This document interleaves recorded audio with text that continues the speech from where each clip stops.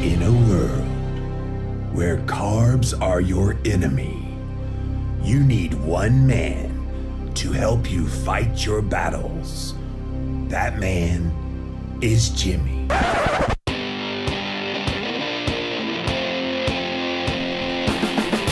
Combating nutrition disinformation and general bull. It's Jimmy Rants.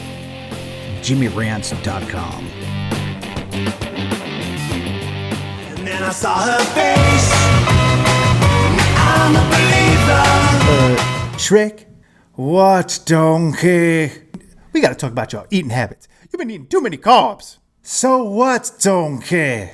Well, first of all, it's not healthy for you, Shrek. And second of all, have you ever heard of Jimmy Moore's new project called Keto Whiteboard.info? No, I don't think so. This virtual library of 60-second whiteboard videos explain low-carb, high-fat, ketogenic diet concepts in easy-to-understand language that even an ogre can easily understand. Really? Really? It's really something for keto newbies. You'll be tripping over yourselves like a babe in the woods to see these fun educational videos. And what's the website, donkey? That's ketowhiteboard.info. Forget the waffles. I eat keto. So in the morning, I'm making bacon and I eggs. saw her face. I'm a believer. What's up, you guys? Welcome back to another Instagram Live, and we're here with another episode of Jimmy Rants. JimmyRants.com is the website. As always, if you want to engage live in the content, you got to go follow me over on Instagram. I'm at Living Low Carb Man, LivinLowCarbman. Once you're there, you can engage live here. We also go simulcast over here on Facebook Live. So thanks to all my Facebook Livers for being a part of the Jimmy Rants family. Thanks for being here. If you missed the live on Instagram, you can actually watch it for up to 24 hours on replay. But after 24 hours, poof, it does disappear. So you will need to pop on over to YouTube at that point to see the past episodes. Type in a keyword search Jimmy Rants, either in a Google search or a YouTube search. You will find the show. Finally, we have the best of the best moments of this here show in podcast form. It's the Jimmy Rants podcast on Apple Podcasts as well as Stitcher. All of these links, you guys, are at JimmyRants.com. Today's Jimmy Rants is my weekly open invitation for you to literally ask me anything you want.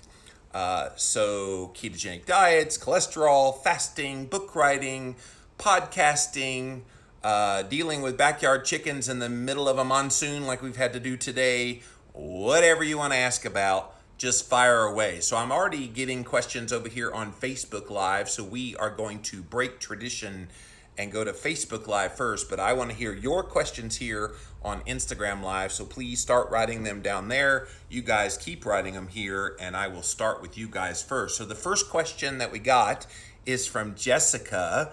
Do you think non-dairy milk is good? So that's a bit of a vague question, Jessica.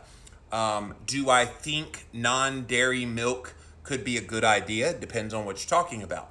So almond milk? Okay, if it's unsweetened almond milk, perhaps.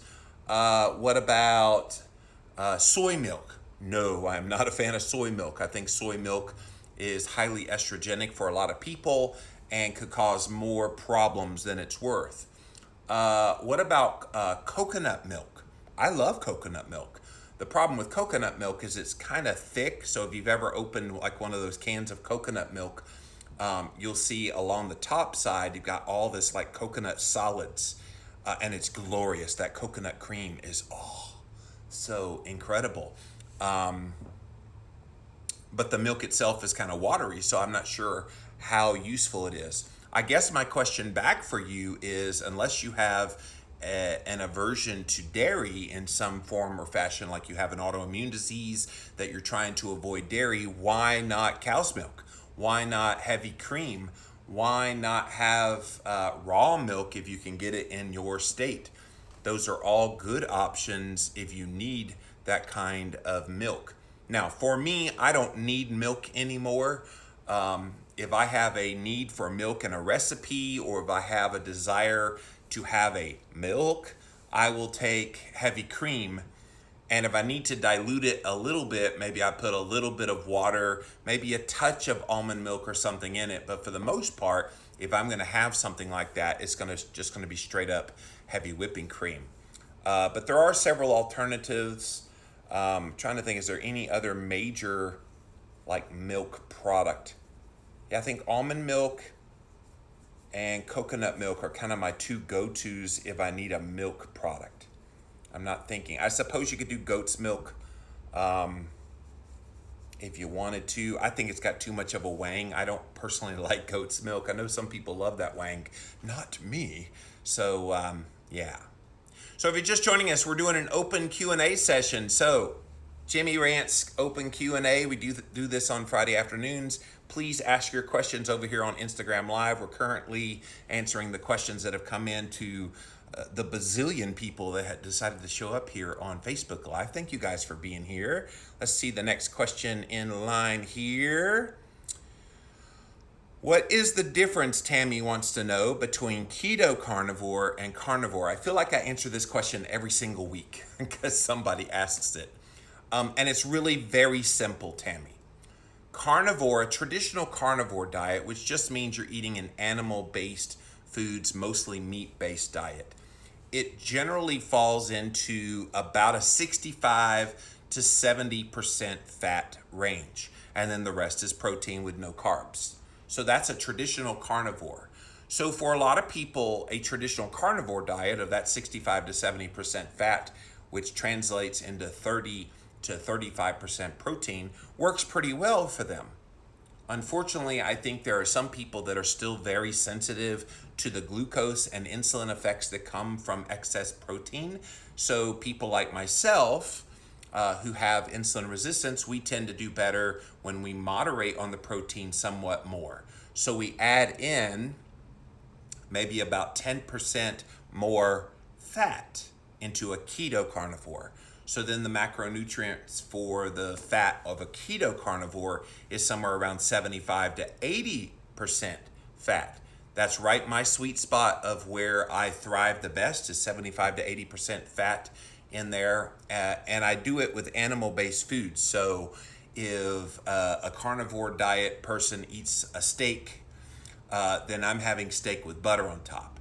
If a carnivore person has a couple of hamburger patties, I'm having hamburger patties with cheese on top. So you see where I'm going here? I'm adding in just a little bit more fat just to bump it up just a little bit. And it's amazing. It doesn't sound like it's that big of a difference, but it's profoundly different when you find that sweet spot of the fat and protein ratio that works for you. And I found keto carnivore works so well for me.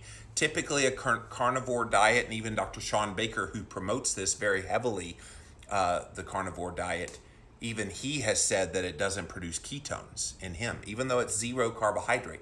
And there's idiots out there, people out there who think that all you need to do is carbohydrate restrict and you're in ketosis. And that's simply not true. Carnivore people eat no carbs at all. And yet a lot of them show very little ketone bodies when they test their blood ketones. And so the reason for that is gluconeogenesis from the protein that they're consuming. So that's why having keto macronutrients, which is closer to that 75 to 80% fat, is so needed. Good question, though. Kathy says, what are your thoughts on an 18-6 fast opposed to 24 or 36-hour fast? I can't seem to do 24. So don't do 24. I think people are under this false illusion that, well, everybody's doing these like 24-hour fasts. They're eating OMAD. I guess I need to be doing that. No, you don't. No, you don't. I think what you do is you fall into what very naturally happens for you.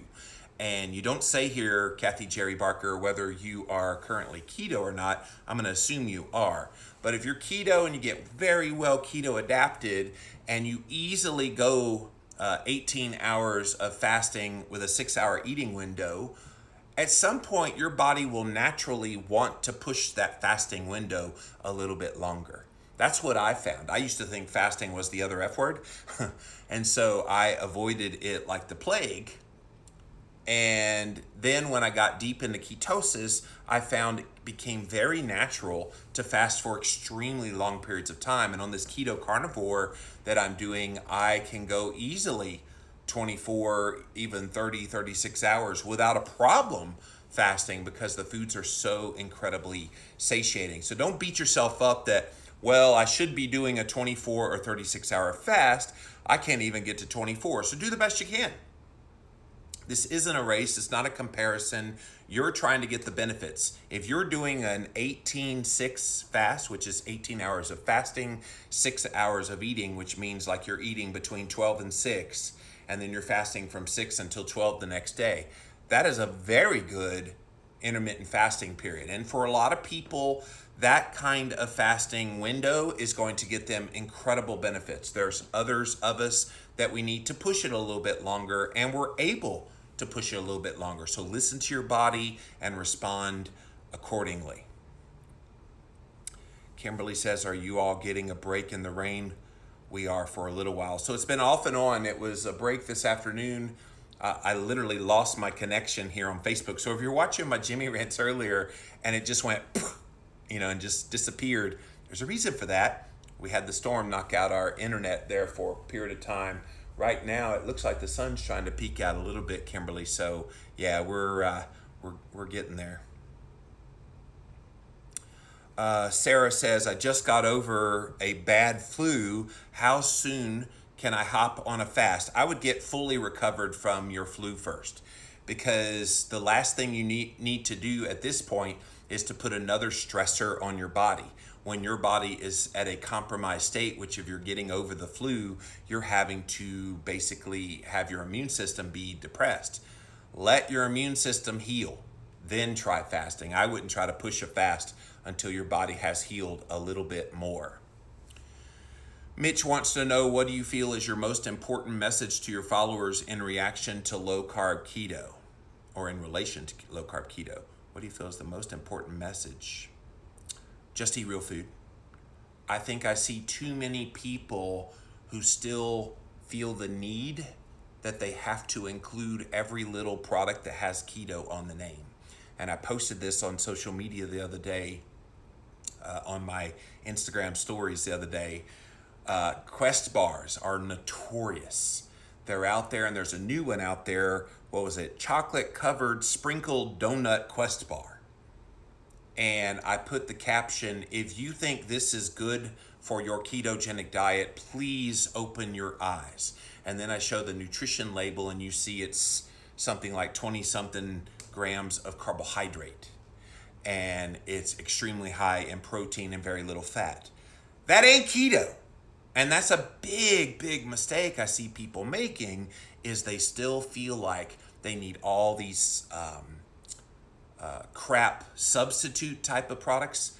And while I appreciate that there's a keto cookie and there's a keto cheesecake and there's a keto this and the keto that, at the end of the day, can we get back to real whole foods and understand that there's value in those? I get it. Have pleasure every once in a while, but I think people like to make their every once in a while every single day. Back in the day, those things were considered treats, and we should treat them as such. And I think that's a major message that I'm not hearing articulated near clearly enough. And I know that there's this movement of dirty, lazy keto. Well, I'll just kind of halfway do this and include those kinds of products, and I'll include this, include that, because I'm losing weight and that's all that matters to me. Okay, well, if you're getting benefit from that, who am I to stand in your way? But I'm telling you, as someone who's done this for 15 years, some of the biggest sabotages, the saboteurs in your low-carb ketogenic lifestyle is when you allow those things to become pervasive in your diet. So that would be the message, Mitch, that I would give. Bonnie, do you ever buy a coconut and drink it that way? Can you eat the meat part and not cook it? I've never had one before. So Bonnie, on the low-carb cruise, we have been to the Bahamas and to that area of the world where, yes, they do keep the coconuts on ice, and they'll serve it to you, a whole coconut. If you ever go on a cruise ship to the Bahamas and that area of the world, please do get a coconut and drink the coconut water out of it. Is it completely sugar-free keto? No, it's not. But it is full of electrolytes. It's pretty healthy, but it is high in sugar. As far as eating the meat in it, absolutely. It's going to be fatty, saturated fat laden meat in it, and it's going to be delicious. You don't need to cook it. You can just eat it raw right out of it. It's one of the fun things to do when you get to go to the Caribbean, is to have a coconut and drink it straight up like that. Crystal says, how about macadamia nut milk? So milkadamia. Yeah. Any of the nut milks like that, I haven't seen macadamia nut milk, but that's interesting. I bet it's incredibly expensive because macadamias are not cheap. Janet says, what do you suggest for someone who is keto, but has started dabbling in sweets like cookies and is having a hard time getting back on track? The sugar addiction is strong. Janet, you're articulating exactly what I was telling Mitch. This is a mistake that people make. And yes, while it's sugar-free, while it's keto, you still have that same addictive property in your head to the taste of sweet. I did a N=1 test way back in the day, somewhere around 2007, 2008, where I did a 30-day sweet-free challenge. If it was sweet on the tongue, whether it was artificially sweetened, whether it was naturally sweet like a strawberry, anything like that, if it was sweet on the tongue, I didn't eat it for 30 days. And it was eye-opening to me how even that taste of sweet was giving me signals in my brain that, oh, I need to have more. And so when you take away that taste for sweet for a period of time, and you focus in on the savory, and you focus in on the fat, those are the things that give you the benefits. And this was before I even knew about ketosis, and really kind of getting the full benefits of nutritional ketosis, which everybody talks about now. 2008, nobody was really talking about that in a big way. It was just carbohydrate restriction. But that was my first clue, doing that sweet-free challenge. And I would encourage you to try that, Janet. I know it seems so preposterous right now. Oh my gosh, it's so hard. And I would encourage you, when you get those feelings of wanting something sweet and having that little treat, get you some cheese. I talked about this in Keto Clarity. Get you like some cheddar cheese and get you some grass-fed butter and put that on there, and then stick that in your mouth when you have that desire for sweet. And you'll find about 10-15 minutes later, you no longer want that sweet anymore. Try the 30-day sweet-free challenge. See if that helps you out. It really can help you if you feel like you're beholden to that taste and need for something sweet. Kimberly wants to know, what key tips would you offer to someone who has reached maintenance? I am not there yet, but just to prepare. I don't really focus on that aspect of things, Kimberly, honestly, because I think the moment that you think you've arrived in your weight loss, and I've been there at some point in my life, when I hit 230 pounds, I lost 180 total pounds, and I'm in maintenance. And so I think you dance with the one that brung you. If you got there eating low-carb ketogenic, then you keep eating low-carb ketogenic. I think people, I need to transition to more of a normal way of eating. And I think the normal way of eating is the new way of eating that got you to where you got to be. And people are like, well, won't I lose? Like, keep losing and won't stop losing? I'm like, yeah, as if. So I would say keep doing what you're doing. Why change anything? Why have a maintenance mode? And I love the idea, though, in maintenance mode of no longer obsessing about your weight. So if you're continuing to weigh yourself obsessively, where it's become such an addiction to want to step on that scale to see what the number is. Oh, and I don't want to gain a half a pound. If I gain a half a pound, oh no, I've got to starve myself the next week. And you just kind of keep this stressful mentality going. I'm going to bring a sledgehammer up to Richmond, Virginia, Kimberly, and I'm going to beat the crap out of that scale if that's how you feel. So put the scale away. That would be the best thing you can do. Put the scale away and realize you're doing this for your health, and that weight management and keeping in weight maintenance is merely the side effect of getting healthy. Emily wants to know, what cheeses do you recommend? Really, any hard cheese works. The only one I would not recommend, there's two of them actually, is American cheese, because if you look actually on a package of Kraft singles, It doesn't say cheese. It says a cheese product. It's processed cheese. It's garbage. Don't eat American cheese. I mean, obviously, if you're at a fast food restaurant and you're getting a burger without the bun and they throw some American cheese, don't have a hissy fit about it. Eat it then. But don't go out of your way to eat a cheese product. Have a hard cheese. Some of those hard cheeses have some enzymes in them as well, especially if you get some of the gourmet ones from, say, Whole Foods. Some of those in there can be really fancy schmancy from France. And any of those hard cheeses, the hard and stinky cheeses tend to be some of the better ones. The other one that you avoid in addition to American cheese is Velveeta. That ain't cheese either. I don't know what you call it. I know some people, it's just pure plastic, and it's pretty close to that. So those would be my cheese choices. I personally like mild cheddar cheese. I also like Colby Jack cheese. And during Christmas time, when you get those little smoked cheeses, I like the smoky kind of cheeses as well. Jimmy, I think the question about milk would be like the coconut milk that comes in the carton, like almond milk. I use that. Yeah, just be cognizant, April, of the carb counts. Some of those, they add sugar to them. So that would be my concern, April. If you get the ones in the can and it's organic coconut milk in the can, that's what I was referring to. That tends to be a little bit better one. The ones that come in the cartons, they have pre-mixed with so much stuff that I'd be very concerned about those, April. Luann is asking, when does my new cookbook hit the shelf? So in June, I am releasing the Keto Clarity Cookbook.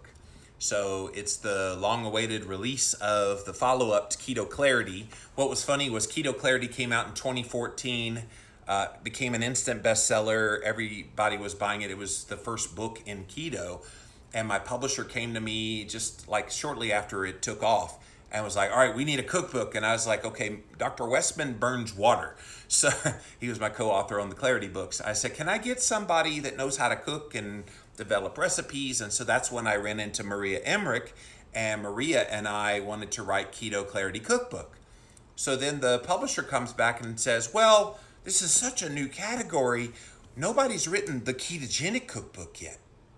So that's how Maria and I collaborated on the ketogenic cookbook. So Keto Clarity Cookbook had to be pushed to the side until now. So yes, Keto Clarity Cookbook, 5 years later, it's here. It's coming out. My co-author on that one is Heather Ingersoll here on Instagram. She's Heather's Real Food if you want to go look her up. Incredible recipe developer. Her food photography is bar none, you guys. This book is already available on Amazon, so go check it out if you want to pre-order it. It's called Keto Clarity Cookbook. And I believe we're kind of matching the subtitle like we did on Keto Clarity, which was Your Definitive Guide to the Benefits of the Low-Carb, High-Fat Diet. This Keto Clarity Cookbook, Your Definitive Guide to Cooking Low-Carb, High-Fat, I think is what we called the subtitle. But real excited to get that out there. Should be somewhere around mid-June is the release date. I believe it's like June 20th, whatever that Tuesday is in mid-June. I'm excited. Laura Lee, have you ever been a night owl? If so, how did you start sleeping earlier? Just interested for sleep benefits and adrenal issues. So yes, when I was in college, I would pull all-nighters, and it was nothing when I was in college. And of course, I was a sugar burner and carb eater at the time. And so, I was a night owl back in the day. But then as I got older, as I cleaned up my diet, as I tried to work on my circadian rhythm, making sure I'm getting plenty of sunlight earlier in the day, my body started to naturally fall into this sleeping pattern that ended up earlier in the night. And I'll tell you this, I used to live by the alarm clock back when I was a carb burner. I had to set an alarm. And so, would wake you up at 7 o'clock in the morning. And I haven't woken up to an alarm clock in years. The only time I ever set an alarm on my phone now is when I know we have an ungodly early morning flight. that leaves at like 5 o'clock in the morning. We've got to be up at like 2:30, 3 o'clock. Then I'll set an alarm. What's really funny though, when I do that, my body almost instinctively knows, oh, we got to get up early, and it gets me up easily before the alarm goes off. So I hardly ever use an alarm. But to answer your question, plenty of sunlight during the daytime. Getting the sun in the eyes for about 15 to 20 minutes early in the day sets that circadian rhythm clock so that your body will naturally start to decline. And anybody that knows me knows I get sleepy really, really early. So right now it's like 10 till 5. So in about an hour, I'll start to fade and start to get down. And by 7:30, I'm laying down on the couch. And by 8 or 8:30, I'm in the bed. That's kind of the thing. And then typically, when I haven't laid concrete, which I've done the last 2 days, and that was exhausting work, so I've slept in a little bit later. But typically, I'm up somewhere around 4 to 4:30 in the morning when I go to bed at 8 to 8:30 at night. So that's how I do the sleep.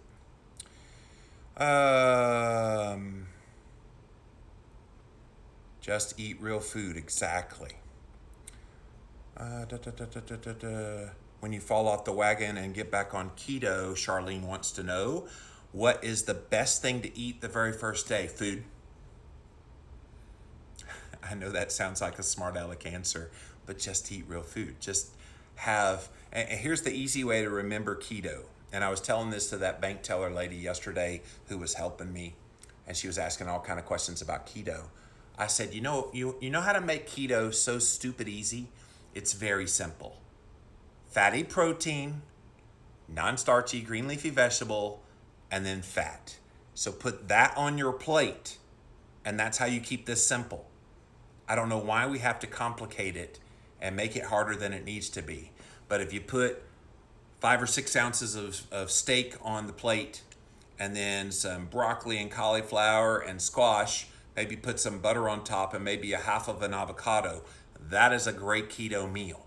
For breakfast, if you have eggs and bacon and an avocado, maybe a little bit of cheese on the eggs, that is a perfect keto meal. I think find what you enjoy and do that kind of a meal rather than making it difficult. Bacon will get you back into ketosis quick, says Dan. See, Dan is the bacon man. He knows this stuff. All right, I've got some questions coming over here. I don't want to run out of time before we get to my Instagrammers. So let's get a few questions from over here. Kimberly says, sometimes my blood sugar is high. Sometimes after a high carb meal, my blood sugar will drop in the low 70s. Thoughts? Yeah, that's called reactive hypoglycemia. Completely natural response to eating a high carb meal. So you said sometimes my blood sugar is high. I don't know what high means. If you're referring to in the morning, there is this thing called the Shimoji effect, dawn phenomena. Some people call it physiologic insulin resistance. It's actually a glucose sparing effect where you'll have an elevated blood glucose in the morning, totally natural, totally normal in response to your cortisol going up as a means of waking you up. So cortisol goes up somewhere around like 3, 4 in the morning. It'll rise to try to wake you up so that when you wake up, you're refreshed and you're not groggy. Well, part of the cortisol response, the reaction to that is it raises your blood glucose. And so people test their blood glucose in the morning, 117. Oh my gosh, I'm having diabetes. And no, you're not.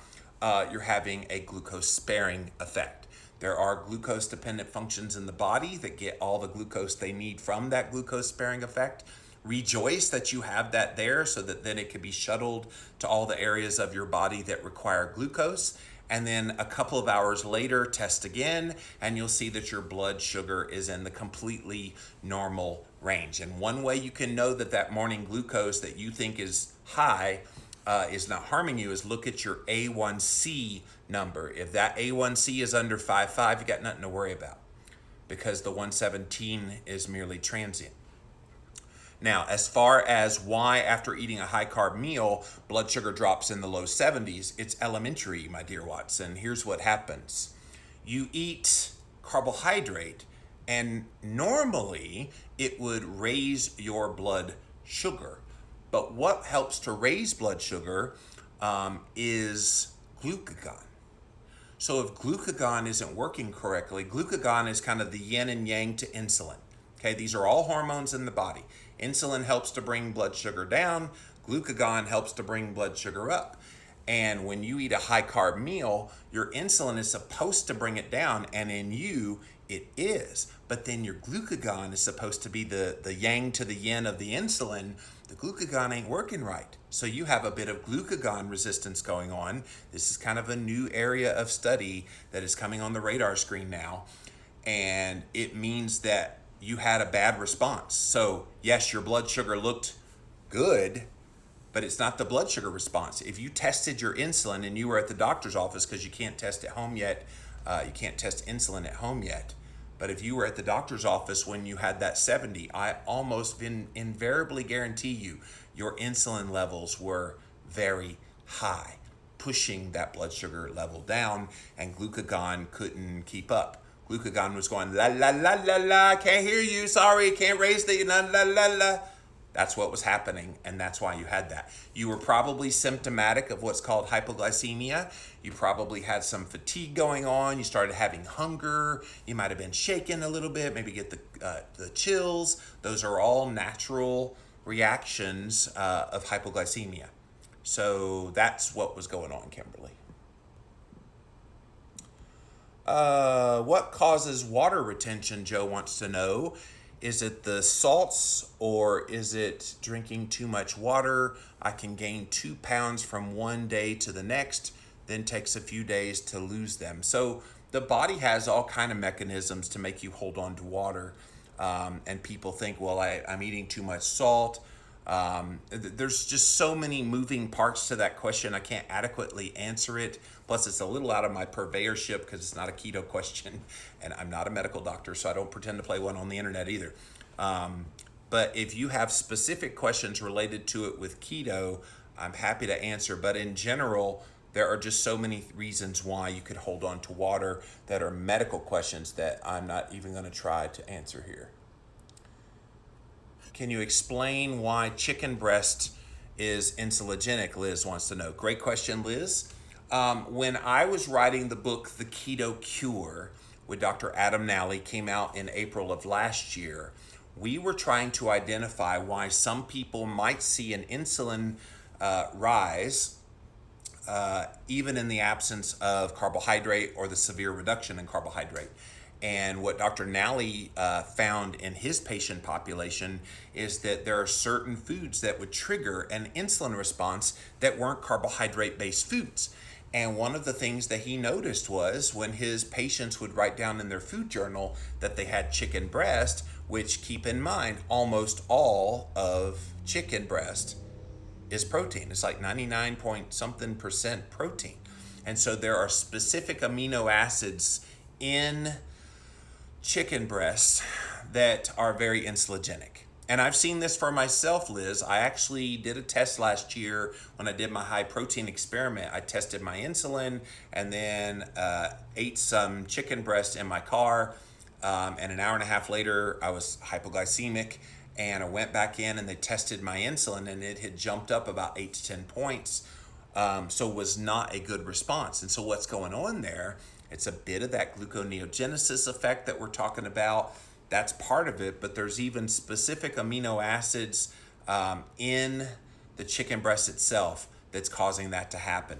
In fact, Mr. High Protein Diet himself, Dr. Ted Naiman, even admitted on my podcast, the Keto Hacking MD podcast, oh yeah, it's very well known that chicken is highly insulinogenic.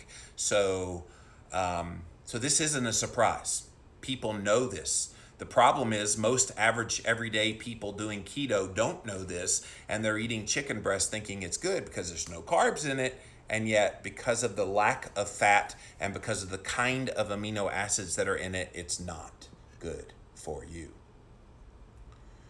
Beth wants to know if you starve a fever and feed a cold, or the other way around. If I get sick or under the weather, I fast. Yeah, a lot of people find that they get a lot of benefit from fasting, whether you have a fever or cold or whatever. Yeah, I find, and isn't it funny? when you get a cold and you get sick, what's kind of the propensity? You don't really feel like eating. So then you start to feel better. You might take some medications, but you start to feel better and you give credit to the medication. But I wonder how much of the feeling better was because you stopped eating and you got some of the benefits of fasting. It's really, really fascinating. Yes, see what I did there? I don't have any sweets at all for that reason in my keto weight loss program, says Dan. Yeah, that's good, Dan. Maintenance can mean increased calorie count, but still keeping it keto. Yeah, if you're not losing weight anymore, there's certainly a little more relaxation of maybe the strictness on your keto, that's for sure. Middle of a forest, my sister told me to not have anything that ends in OSE. Is that true? Well, in general, yes. Glucose, fructose, all of these kind of OSEs. Now, last night on my Jimmy Rants, I talked about this new one that's out, that's all the rage in the keto community, called allulose, and it has OSE on the end of it, but it's supposedly one of these better sweeteners that doesn't have an effect on your blood sugar and insulin. Like I said last night, I'm skeptical. So in general, yes, but not absolutely every single time. OSE does not mean it's a bad thing. All right, let me come back over here to you guys. I have given up the scale. It's so stress-freeing. Good job, Kimberly. Proud of you. Tammy says, are you going to have anything off plan when you go to Italy? So yes, next Saturday, Christine and I are leaving for Italy. We are spending 10 days in Italy with Maria Emmerich. So Maria set up this trip. She did this trip last year, a couple years ago, and she invited people, and it was such a hit, people wanted her to do it again. So when I heard she was doing it again, Christine, who has an Italian grandmother, her grandmother, full Italian. So I was like, we've got to go to Italy. So I surprised her and I said, we're going to Italy. So the question is, my first trip there, I had tastes of pizza and pasta, and I'm not sorry. Yeah, I mean, we've never been to that side of the world before. It's not going to be the end of the world if we have some bites of pizza or pasta or anything. I'm not going to go out of my way for it. I'm going to see what Maria does, to be honest with you, and whatever she eats, I'm going to give a try as well, because she has done that before. Will you be back home for that book release, or do I go to jail for tampering with your mail? So she's talking about, Luann is my friend who watches my cats and my chickens while we're gone. So yes, June the 20th, we should be coming home from a trip at that point, Luann. I'm trying to remember, June the 20th. That's right after the low-carb cruise, and then Christine's family has a trip. I think it's literally right after we're back from that trip. So you will get a copy, Luann. Charlene says, Dr. Barry says, keep it simple. Yes, fatty protein, non-starchy green leafy vegetable, and fat. Keep it real simple. Jerry wants to know, what is your personal opinion of stuff that ends in ose? Yeah, I just answered that over here. Are you on both platforms? Personally, I try to avoid them. Lactose, maltose, saccharose. Yeah, so again, ends in OSE in general mean sugar.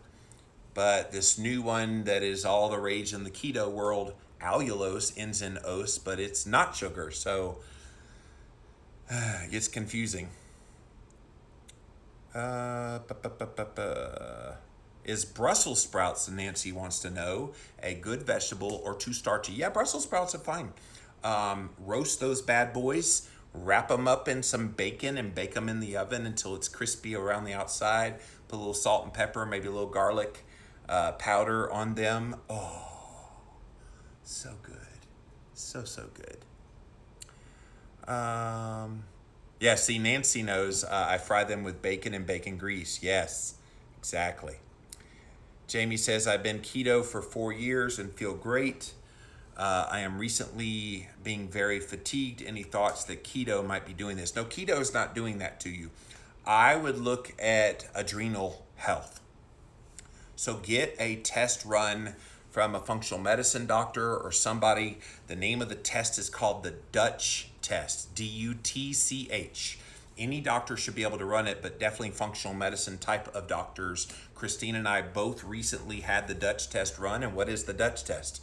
So it's two different things. One is urine, the other saliva. So when you wake up in the morning, you go to the bathroom, you eliminate in the toilet. The next one, the second urination of the day, you collect that sample and you stick it in this little cup, stick it in the freezer, and then you have 4 different saliva samples that you do throughout the day. One when you wake up, one about mid-morning, one in mid-afternoon, and one in late afternoon, early evening. And what you're looking for is what your cortisol is doing throughout the day. And what that will show you is how you're doing. Well, guess what, guys? Christine is all messed up on her cortisol and some of the kind of neurotransmitter things in her brain. But so am I. The doctor that's helping us out said, "Are you tired when you wake up in the morning?" I'm like, "No, I feel actually really, really good." He's like, "Your Dutch test came back that you should just be comatose." And I'm like, I wonder if the ketones are offsetting some of those negative effects, or maybe I've just gotten so good at living with this. But in the morning, your cortisol is supposed to be pretty high, somewhere around 12, 13. As I was mentioning earlier, when you have that elevated blood sugar in the morning, that's usually a cortisol effect. Well, for me, rather than 11, 12, 13 as my cortisol reading, mine was 4.5. He's like, "How are you awake in the mornings?" I'm like, "I wake up bright-eyed, bushy-tailed, ready to take on the world." And again, maybe I've adapted to be able to handle it better, but he was shocked. And then it just goes down, down, and then spikes in the middle of the afternoon. For some reason, I get some kind of a cortisol response in that third reading of the day in the early afternoon. I want to say it was like 1:30 or so, and then just falls off the planet at that last reading, which I told you earlier. I get very sleepy at night, so that could be what's going on, Jamie. You might be having some issues that are a little bit off in your adrenal health. Get the Dutch test run, and you'll be very glad. By the way, I am taking some prescription supplementation from this functional medicine doctor to try to deal with some of this adrenal stuff that I'm dealing with. I'm sure mine is also related to a little bit of the stress response for me, which is another reason Christine and I are taking the sabbatical starting in September. Jessica said, "I spoke with Dr. Nally about the chicken breast thing. It's the L-arginine. It doesn't spike insulin in everybody, but it has shown up in many folks who are insulin resistant." And that's the thing, Jessica. When you're insulin resistant, which is about 80% of the population, it's going to impact you even more than someone who's insulin sensitive. And so we had other thing. There was something like sea lion liver. I mean, it's all kind of like weird stuff that would raise your insulin level. Some shellfish too, says Jessica. Yeah. Kathy Jerry wants to know, why am I ravenous after an 18-6 fast? So if you fasted for 18 hours and you're not fully keto adapted, you're going to be ravenous because your body is relying still on being a sugar burner. So I wouldn't even try fasting until you're fully keto adapted. If you're trying to push your body to do an 18-hour fast and you're still a sugar burner, as evidenced by blood sugar is still a little bit elevated, blood ketones really aren't at a therapeutic level of at least 1.0 millimole per liter or higher on a blood ketone meter, you got to get there first. And here's the magical thing, Kathy. When you do that, when you get fully keto adapted, you don't have to say, "I'm going to fast 18-6. It just happens. It naturally occurs.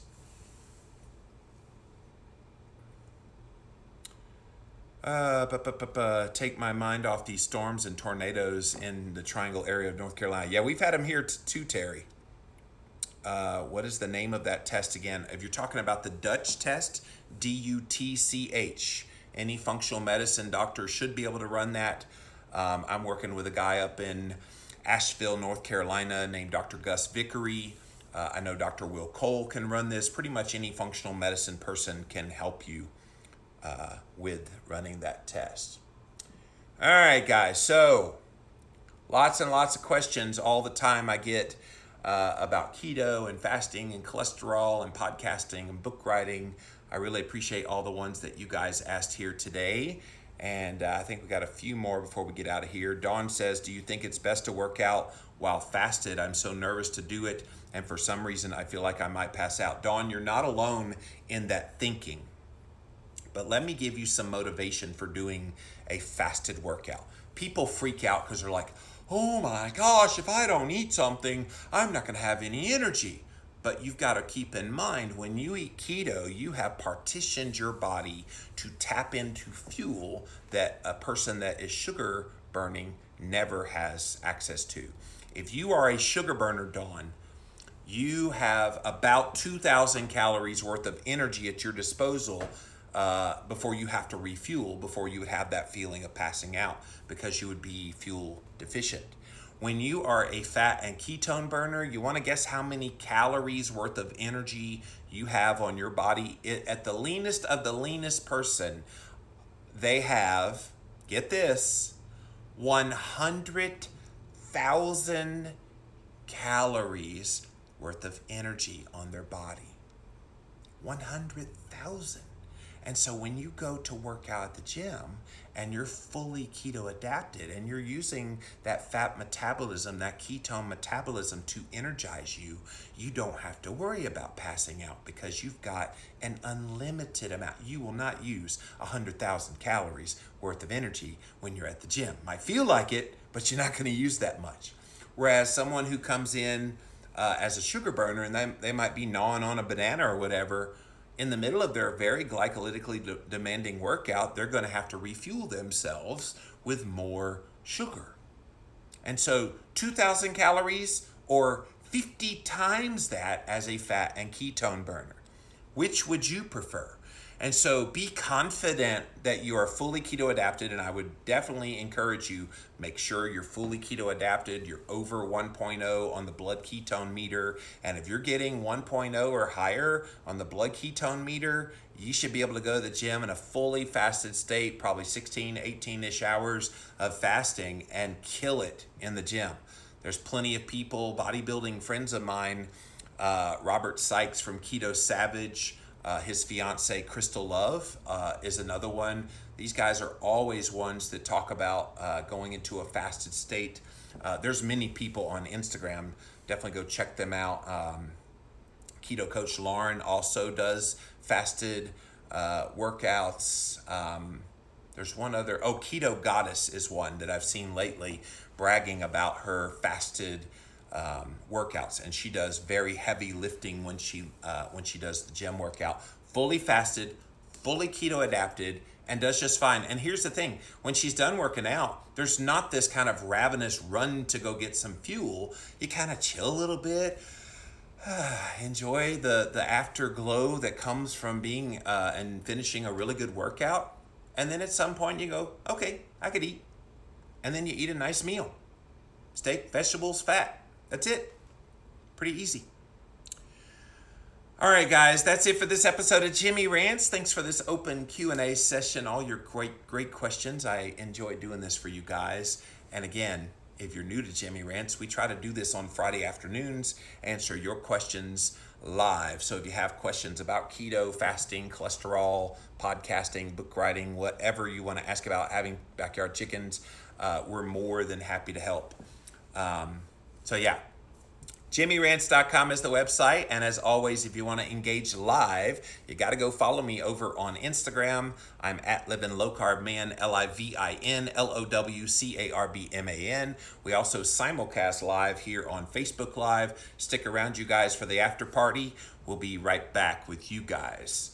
If you missed the live on Instagram, watch it on replay for up to 24 hours. After 24 hours, it does disappear. You'll need to pop on over to YouTube, type in a keyword Jimmy Rants, either in a Google search or a YouTube search, and you'll find the show, or youtube.com/livinglowcarbman.